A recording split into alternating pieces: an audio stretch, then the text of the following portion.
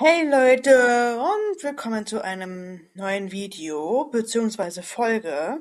Ich möchte heute über ein Thema sprechen, das mich schon, ehrlich gesagt, eine ganze Weile beschäftigt. Und zwar Handys auf Konzerte.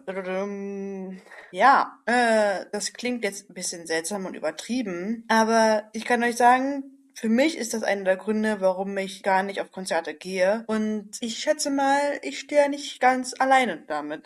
Ja, paradoxerweise beschäftigt mich dieses Thema mehr oder weniger schon eine ganze Weile. Und musste echt schmunzeln und war auch echt überrascht, als ich dazu vor kurzem einen Beitrag auf Google entdeckt habe von dem WDR und gelesen habe, dass es auch immer mehr Künstler gibt, die sich zu diesem Thema äußern. Und ja, deswegen diese Folge.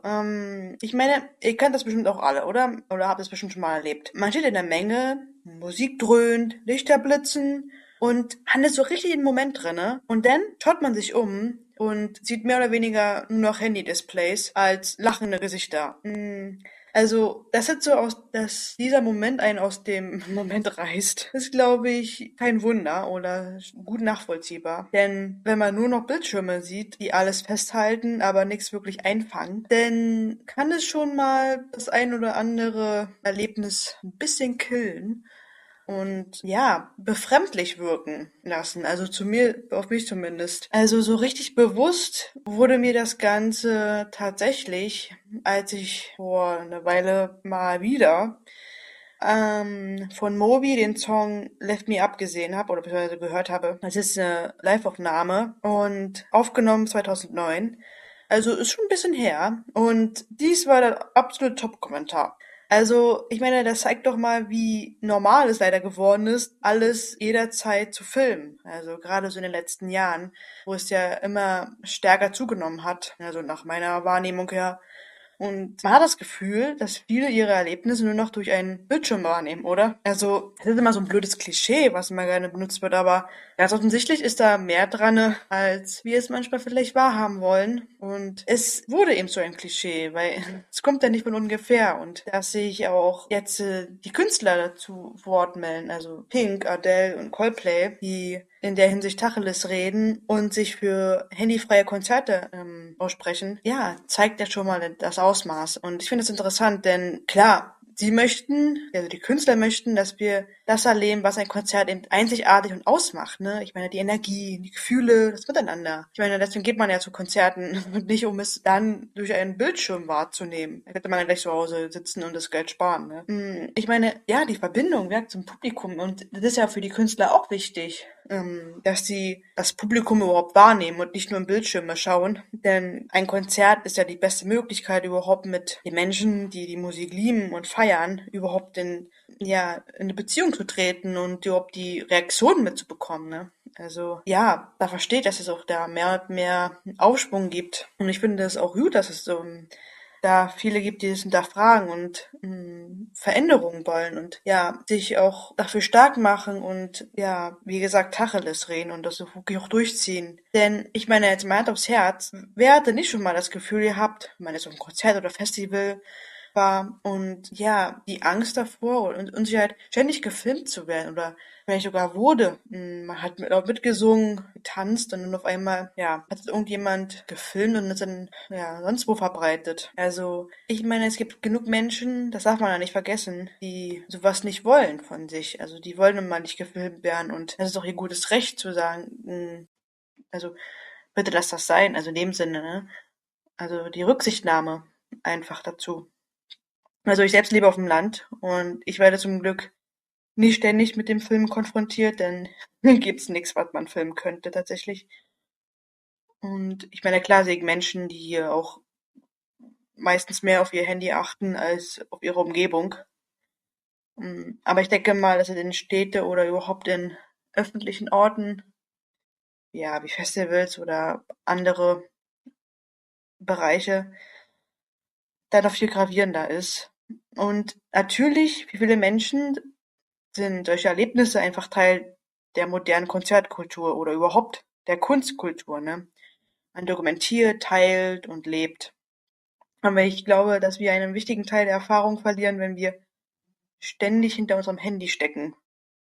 Also ich selbst mag es nicht, mich als Teil eines Videos zu fühlen, wenn ich irgendwo unterwegs bin oder mich ja einfach den Moment genießen möchte.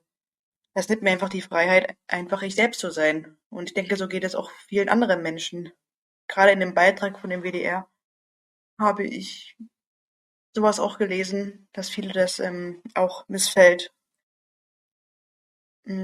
Also, weil man möchte nicht darüber nachdenken, wie man ja in einem bestimmten Moment aussieht. Man möchte es einfach fallen lassen und die Musik genießen. Und ja, ich weiß, es gibt auch die Leute, die argumentieren, dass das Film auch eine Art der Anteilnahme ist. Aber für mich fühlt es sich oft an wie eine Barriere zwischen dem Künstler und dem Publikum. Also, ich für meinen Teil würde einfach gerne das gute alte Konzertfeeling einmal erleben. Also die Spannung, die Emotion, die spontane Freude, ohne ständig darüber nachzudenken, ob mich vielleicht jemand filmen könnte. Und sowieso das Thema fremde Filmen ist sowieso echt ein Ding für sich, denn es gibt auch einen interessanten, aber auch ein sehr beunruhigendes Video von dem Kanal Brust raus. Darin wird nämlich aufgezeigt, dass es für viele Menschen tatsächlich vollkommen normal und legitim ist, ihre Mitmenschen ohne deren Erlaubnis zu filmen und das dann auch noch zu veröffentlichen. Und ganz ehrlich, das finde ich schon sehr bedenklich und wirft viele Fragen auf. Also allein, dass es schon, wie gesagt, dass Film schon so normal ist, dass man gar nicht mehr darüber nachdenkt oder viele nicht darüber nachdenken, dass es für andere Menschen nicht zu deren Lebensinhalt gehört, ähm, ja, auf Social Media verbreitet zu werden. Also, das zeigt ja schon mal, wie ähm, stark das schon für viele normal ist, alles Mögliche zu filmen. Letztendlich denke ich, dass wir alle ein bisschen nachdenklicher mit diesem Thema umgehen dürfen. Und vielleicht ist es auch an der Zeit, öfters mal das Handy in der Tasche zu lassen und ja, die Musik oder den Moment einfach zu spüren, oder? Ähm, Ich meine, so viel ich auch meine Erinnerungen schätze und die unglaublichen Momente, die ich erlebt habe, so gibt's doch nichts über ja, den Moment an sich, ohne das alles filmen zu müssen.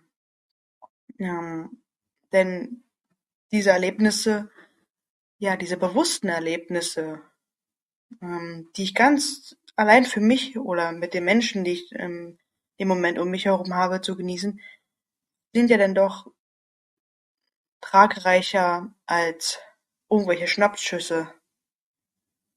Also, oder sind nicht weniger wert. Und die gehen auch nicht verloren, wenn ich die nicht auf Handy habe. Also, so habe ich es bisher erlebt. Was haltet ihr eigentlich davon? Würde mich mal interessieren. Also, sollte es mehr handyfreie Konzerte geben oder Grenzen, wenn es um das Filmen von Menschen in öffentlichen Räumen geht?